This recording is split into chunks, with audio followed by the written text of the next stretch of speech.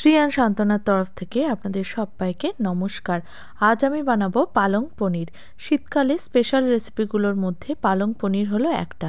আর এই রকমই নতুন নতুন রেসিপি দেখার জন্য শ্রীয়ান সান্ত্বনা সাবস্ক্রাইব করে আমাদের পাশে থাকুন। সাবস্ক্রাইব করার পর অবশ্যই পাশে থাকা বেল বাটনটা প্রেস করে রাখবেন, তাহলে আমার আপলোড করা রেসিপি কিংবা ভিডিও নোটিফিকেশনস আপনারা প্রথমেই পেয়ে যাবেন। পালং পনির বানাবার জন্য প্রথমেই কড়াইতে দিয়ে দিয়েছি জল। জলটা একটু গরম হলে পালং শাকটা ওর মধ্যে দিয়ে দেবো। পালং শাকটা এমনিতেই খুব ফ্রেশ ছিল, শাকটা ভালো করে ধুয়ে পরিষ্কার করে নিয়েছি আর শাকের গোড়াগুলো বাদ দিয়ে দিয়েছি। এবার কড়াইতে জলটা গরম হয়ে এসছে, তার মধ্যে পালং শাকটা দিয়ে দেবো। 1 থেকে 1.5 মিনিটের মতো শাকটা ফোটালেই হয়ে যাবে, কারণ পালং শাক সেদ্ধ হতে খুব বেশি সময় লাগে না। আর চাপা দিয়ে পালং শাকটা একটু সেদ্ধ করে নেব। শাকটা যতক্ষণে সেদ্ধ হচ্ছে ততক্ষণ আমি একটা বড় বাটিতে নিয়ে নিয়েছি কয়েকটা বরফের টুকরো আর নিয়েছি কিছুটা ঠান্ডা জল। শাকটা সেদ্ধ হয়ে গেলে জল থেকে ঝারিয়ে নিয়ে আমি এই ঠান্ডা জলটার মধ্যে দেব। আর এদিকে দেখুন পনির কিউবস করে কেটে নিয়েছি, এর মধ্যে দিয়ে দিলাম স্বাদ মতো নুন, হলুদ গুঁড়ো, লঙ্কা গুঁড়ো, গোলমরিচের গুঁড়ো আর দিয়ে দিলাম কিছুটা কর্নফ্লাওয়ার। প্রায় 1 চামচের মতো কর্নফ্লাওয়ার ইউজ করেছি। এই যে দেখুন শাকটা এই রকম সেদ্ধ হবে, খুব বেশি সেদ্ধ করার দরকার নেই। আর শাক সেদ্ধ হয়ে গেলে তারপর জলটা এইভাবে ঝারিয়ে নিয়ে আমি এই ঠান্ডা জলের মধ্যে শাকটা দিয়ে দেবো আর এইভাবে ডুবিয়ে রাখবো যতক্ষণ না পুরোপুরি শাকটা ঠান্ডা হয়ে যায়।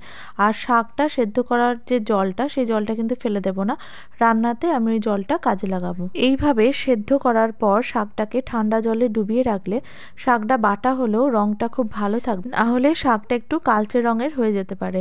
এরপর দেখুন এই সেদ্ধ করা শাকটা আমি একটা মিক্সার গ্রাইন্ডারে নিয়ে নিয়েছি, এর মধ্যে দিয়েছি কিছুটা ফ্রেশ ধনেপাতা আর দিয়ে দেবো একটা কাঁচা লঙ্কা।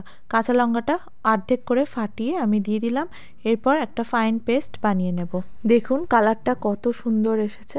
এবার আমি এটা একটা বাটিতে ঢেলে নেব।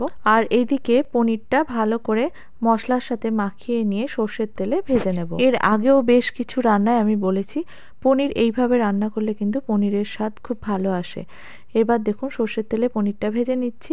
আর যারা শাক খেতে একেবারেই পছন্দ করেন না, তারা কিন্তু এইভাবে পালং পনির একবার বানিয়ে দেখুন, আশা করি আপনাদের বেশ ভালো লাগবে। আর এইভাবে পালং পনির বানালে তা কিন্তু ভাত, রুটি, পরোটা, পোলাও সব কিছুর সাথেই বেশ ভালো লাগবে।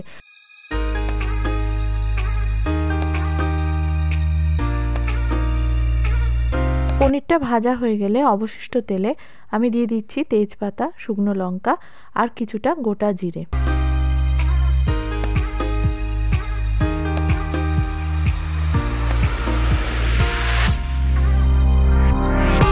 আর এরপরেই দিয়ে দিতে হবে কোচানো পেঁয়াজ। আর এইদিকে দেখুন পনিরটা কীরকম ভাজা হয়েছে। আর পালং শাকটাও আমি এইভাবে বেটে রেখে দিয়েছি।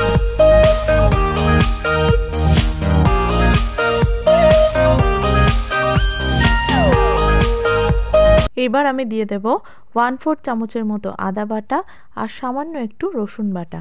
দেখুন পেঁয়াজটা প্রায় অর্ধেক ভাজার মতো হয়ে গেছে।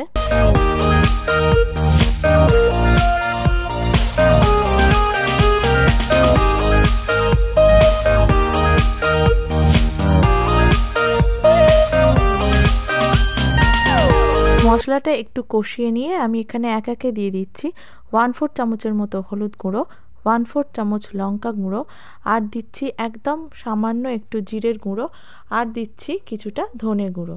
যেহেতু আমি এখানে 1 আঁটি পালং শাক নিয়েছি, সেই জন্য আমি এই পরিমাণ মশলা ইউজ করলাম। আপনারা যে পরিমাণ শাক ইউজ করবেন সেই অনুযায়ী মশলার পরিমাণ বাড়াবেন বা কমাবেন। মশলাটা একটু কষিয়ে নিয়ে এর মধ্যে আমি আগে থেকে বেটে রাখা পালং শাকটা দিয়ে দেবো। আর এর সাথে আমি কিছুটা শাক সেদ্ধর জলও দেব, কারণ মশলার সাথে শাক বাটাটা খুব ভালো করে বেশ কিছুক্ষণ ধরে নাড়াচাড়া করে রান্না করে নিতে হবে, যতক্ষণ পর্যন্ত না পালং শাকের কাঁচা গন্ধটা চলে যায়। আর এরই ফাঁকে আমি কিছুটা কাজু কিশমিশ মিক্সার গ্রাইন্ডারে নিয়ে নিলাম আর তার সাথে নিয়ে নিলাম 2 চামচ টক দই। খুব ভালো করে একটা ফাইন পেস্ট বানিয়ে নেব। আপনাদের কাছে যদি ফ্রেশ ক্রিম থাকে তাহলে এটার বদলে আপনারা ফ্রেশ ক্রিমও ইউজ করতে পারেন। এরপর আমি দিয়ে দিলাম স্বাদ মতো একটু নুন আর তারপর কাজু কিশমিশের পেস্টটা এর মধ্যে দিয়ে দেব। দিয়ে আবারও ভালো করে নাড়াচাড়া করে প্রায় 2 থেকে 3 মিনিট এটা রান্না করে নেব। আর এই সময় যদি গ্রেভিটা বেশি গাঢ় লাগে তাহলে আপনারা আবারও শাক সেদ্ধর কিছুটা জল ইউজ করতে পারেন। আমি এখানে আর কোনো রকম জল ইউজ করিনি। আর বেশ একটা ক্রিমি টেক্সচার আসবে। আর তারপরে এর মধ্যে দিয়ে দিতে হবে ভেজে রাখা পনিরটা।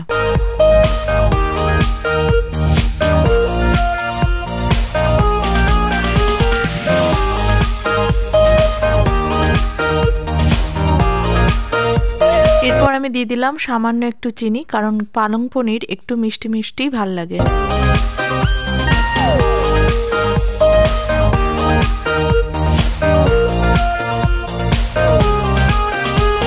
পনিরটা দেওয়ার পর আরও 1 থেকে 2 মিনিট রান্না করে নিয়েছি।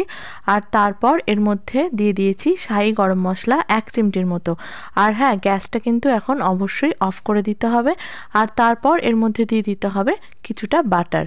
বাটারটা দেওয়া কিন্তু একেবারেই দরকার, কারণ বাটারটা না দিলে কিন্তু এই পালং পনিরের আসল স্বাদটা আপনারা পাবেন না। যেহেতু পনিরে কর্নফ্লাওয়ার মাখানো ছিল, তাই এটা খুব বেশি গাঢ় করলে কিন্তু চলবে না, কারণ ঠান্ডা হলে এটা এমনিতেই অনেকটা গাঢ় হয়ে যাবে। আর আমি কিন্তু গরম মশলা আর বাটার দেওয়ার পর চাপা দিয়ে 5 মিনিটের মতো স্ট্যান্ডিং টাইম দিয়েছিলাম। আর তারপর দেখুন একটা সার্ভিং বোলে ঢেলে নিয়েছি। আর সার্ভিং বোলে ঢালার পরেও আমি এর মধ্যে দিয়েছি কিছুটা বাটার।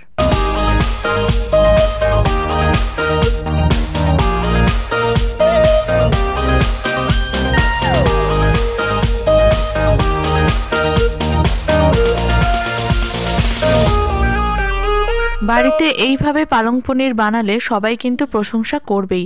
অবশ্যই এই শীতে ট্রাই করুন পালং পনির।